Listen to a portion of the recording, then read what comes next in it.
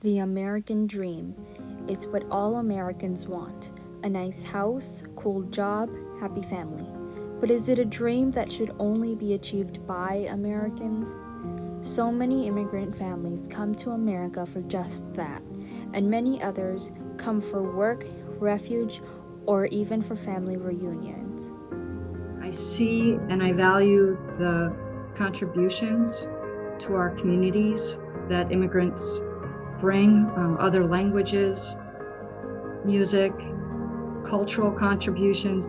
They make up 26% of US population, which are all affected by our government and our president. Over the years, our presidents have reflected different viewpoints about immigrants through their choices. For example, in 2012, Barack Obama's administration started the DACA program, Deferred Action for Childhood Arrivals. Immigrants brought to the United States as children with no criminal record are offered 2-year renewable work permits and legal protection, which helped so many immigrants find jobs and education to be able to make a better life for themselves. It was such a relief to know that finally I could start to build the future, to think of a future as a possibility, not just as something that could be taken away from me at any time.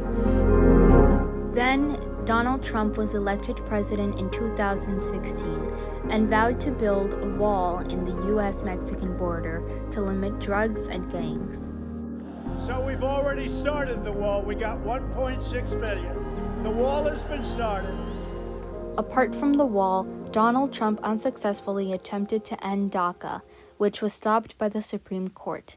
Now the 2020 elected president Joe Biden has been working to undo what Donald Trump had done. Although he's hit roadblocks, President Biden has been able to reduce immigration enforcement inside the U.S., stopped the wall construction along the U.S.-Mexican border, ended travel bans, and more. I believe he has done a lot to unwind some of the damaging policies that were started over the last 4 years. There were some policies that were implemented to make it harder for people to come in and seek asylum. There was, of course, the terrible policy of separating children from their parents. Deportation of illegal immigrants also needs to be recognized because it doesn't just affect the people getting deported, but also the children. A 2020 study found that after raids in Ohio, Texas, and Mississippi, children showed signs of PTSD, difficulty sleeping, and frequent crying and fear. Deportations and raids made by ICE, Immigration and Customs Enforcement, hasn't just been affecting children's health, but their education as well. On April 2018, a raid in East Tennessee caused over 500 students to be absent the following day. This is important to acknowledge because American citizen children are our country's future, our country's next generation, our country's chance to make things better.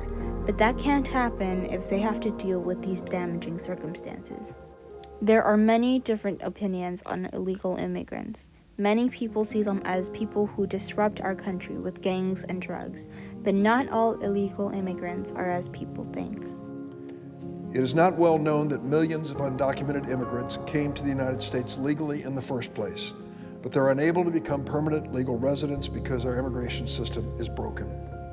Here's what Ernesto says about it, quote, "We all hear comments about get back in line and do it legally. Well, we tried. But the system right now is so complex that it takes up to 20 years to attain legal status."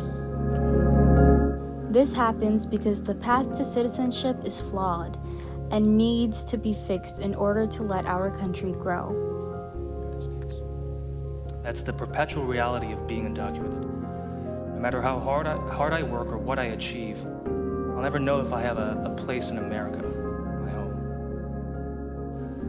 This is how the federal government is and has impacted me and so many other people. America can be a free country to all. Joe Biden and every president to come hold the key to make our country better for everyone. including immigrants. The question is, will they use it?